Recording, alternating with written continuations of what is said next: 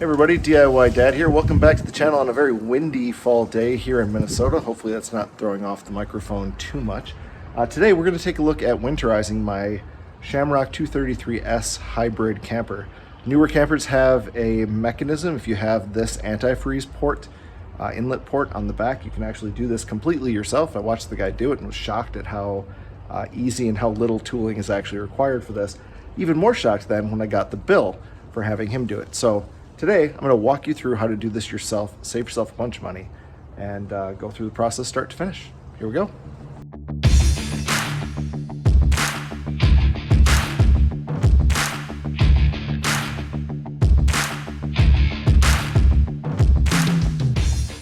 So I took a step inside to get out of the wind here for this next part. And before we talk about what to do to winterize, I wanted to cover just really briefly what winterizing is. There's a lot of little accessory actions that can happen around getting a camper ready for the winter, things like checking fuses and seals and all of that kind of stuff. But the primary thing that you're doing when you winterize a travel trailer is you're getting all of the water out of the various plumbing lines in the trailer so that when it gets cold in the winter and it's sitting out in storage or whatever, and everything freezes and expands, you don't blow apart those little plastic fittings and everything and cause huge leaks when you go to start and use it in the summer.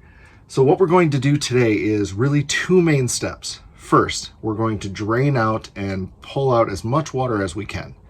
So that means pulling the water filter if yours has one, mine does. It means draining out the lines from kind of a gravity standpoint. And then the next thing we're going to do is we're going to add back into that system antifreeze. Now there's a port on the outside that I showed you in the intro that allows us to use the onboard pumps inside the camper to pull that into the system. And we're essentially going to hook up a thing of antifreeze and a little hose. I'll show you all of this. And we're going to run it until antifreeze comes out of these. And then we know that there's antifreeze in the entire system. We'll then pour a little bit down into the traps in the various spots. And that way we know that the system is charged with that mixture so that when it gets cold, it's not going to blow apart on me, which is good. On the Shamrock 233S, there are three, I believe, main things that we're going to drain. First, there's the water heater. And then we need to pull out and remove the water filter and drain that cup out. And then last but not least, we need to drain the hoses themselves that run throughout the camper. And to do that, there's something called a low point drain. It's the lowest physical spot on the camper, so we can pull all of that out. Now, I'm assuming for the rest of this video that you've taken the time to get your camper level and that you've already cleaned out the black water and gray water tanks as much as possible and given them extra time to drain to make sure you get as much of that out of there as you can. We're going to be dealing with the main plumbing lines here, so not covering any of that. I'm already level, so we're good to go.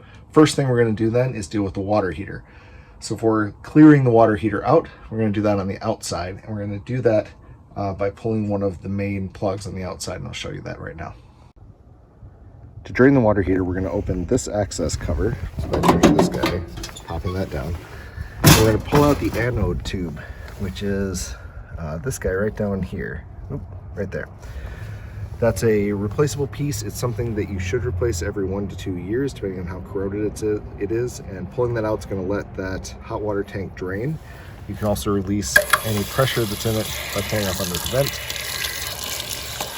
That'll release the top level pressure, and then the drain will pull out the rest.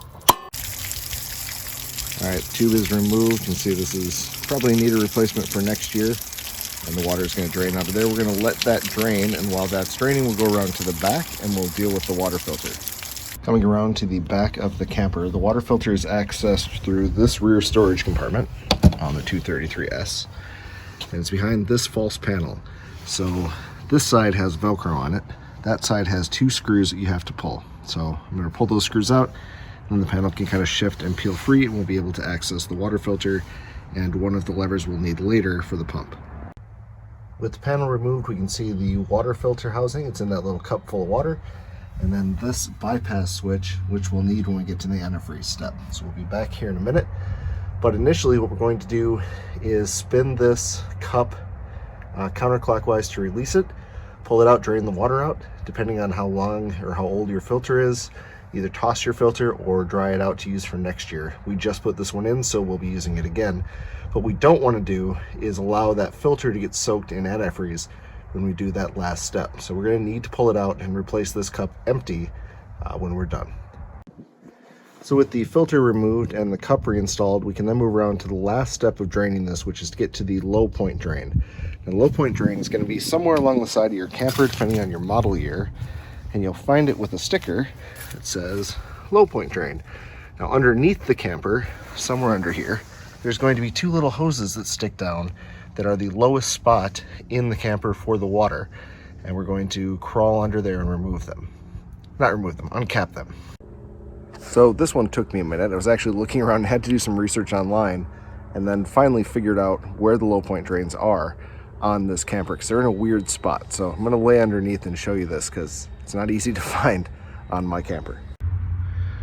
So here we are under the camper, and the low point drains are actually tucked back behind this plastic kind of edging here.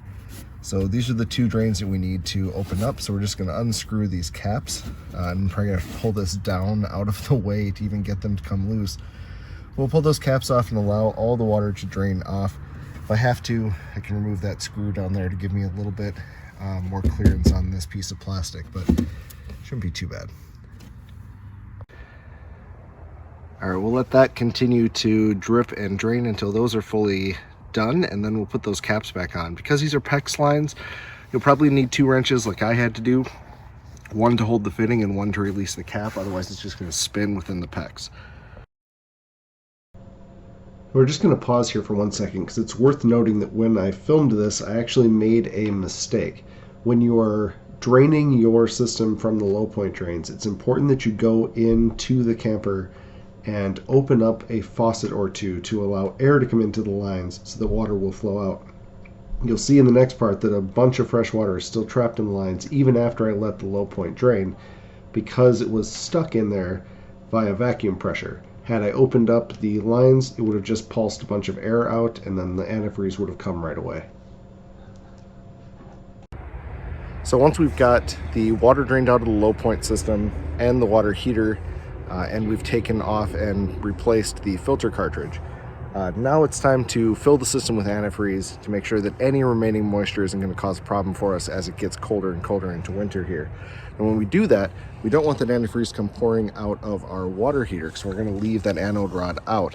So we're going to go inside the camper now, and there are 2 bypass valves that we need to change inside the camper. They're actually right about here. And you can get to them underneath the sofa on the inside is probably the easiest way. So we'll go inside, lift up the sofa. I'll show you those bypass valves, and then we'll have to go to the back of the camper and switch the bypass valve next to the pump to allow the pump to draw in the antifreeze, and then we're going to actually pull that in. All right, back inside with the couch lifted up, we'll get access to the water heater itself, which is this guy. And in order to close this off so that we can put the antifreeze in without it flowing into here, we have to change 2 little valves. There's one on the hot and one on the cold. You can kind of see it underneath here. Essentially, the valves point in the direction of flow. So right now they're pointed into the water heater, which means fluid is going to be able to flow in. We want to bypass it, so we're going to take this valve and pull it towards us and flip it into line with this. That means this is the direction of flow, and it's going to bypass the water heater completely. That way all that antifreeze isn't going to come pouring out of the side when we go to fill it in. So now that my bypasses are in place, we can go to the back again to the water pump. We're going to find another one of these fittings to allow us to pull in the antifreeze. So as promised, we're back at the water pump access, and you can see this hose right here is the one that goes over to our antifreeze inlet. So we're going to take this valve and we're going to turn it to open up that path. That's going to allow that hose to pull in and allow that to cycle through our system. So now that we've removed all of the moisture that we can out of the system, we're ready to actually put the antifreeze back in. Before you do that though, very important, check your work. At this point, you should have your low point drains dry. So you've taken the time to let them drip and you've reinstalled the caps, very important. Your water heater itself should have both bypass valves, the hot and the cold, flipped off. So you've switched those off. Your inlet valve needs to be open, and your water filter cup needs to be removed. The filter element itself needs to be taken out and the cup reinstalled. If all of that has been done, then we're ready to attach a length of hose to the inlet, and we're going to drop that into one of our gallons of RV marine antifreeze. Now for pulling this in, initially when you turn on the onboard pump to start pulling this stuff in, you're going to see the level go down really quickly. And that's because it's filling that big cup with the filter in it. After that's done, it's going to slow down a lot. Now I bought 3 gallons of this stuff because at Camping World it's $6, so it wasn't a big deal. So I will probably, after the system's initially pressurized, switch over to a 2nd gallon, and then we're going to go in and open up each of the sinks, and we're going to let the sinks run until we see pink coming out. So all that moisture has been purged out of the system, and it's purely just antifreeze running through. So this is after the initial system was pressurized, so you can see the cup's completely filled with antifreeze and how much of that gallon it used. So I'm going to switch over to my 2nd gallon, and then we'll open up the sinks. So back inside, we're going to go to the 2 sinks and the toilet, and we're going to run these until we see antifreeze come out. And it's important that you run these both cold water and hot water. Making that lovely pink color coming. Some of that extra air out of the lines. Alright. So those are cold. We'll do the hot. And get that little bit of extra water out of there.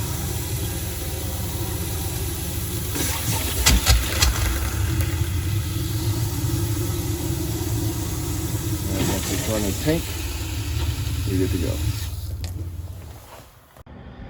Now just checking in, I had a little bit of extra water in the line, so it actually had to pull more antifreeze in than I was anticipating. So I'm going to combine these 2 gallons into 1 fresh gallon, and then I'll go do the bathroom and get that done. So the bathroom, then we're going to do the same thing with the bathroom sink, the toilet, and the shower, making sure that we give it ample time for lines to clear out for both the hot and cold in each of these. Now that the fixtures are done, the last step is going to be to take our remaining antifreeze and pour some into each of the traps, just to make sure they're completely full and that water has been purged out. So we're just going to pour a little bit down each of the 3 traps, just to push any of that water that's still down in the plumbing out through.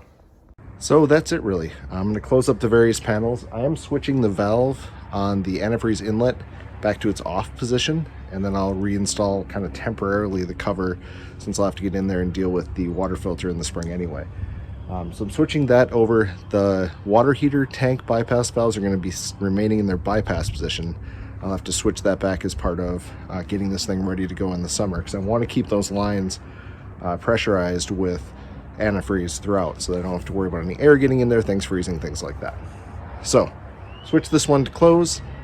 Close up your heater and everything else, but leave the bypasses in place on the water heater, and that's all she wrote.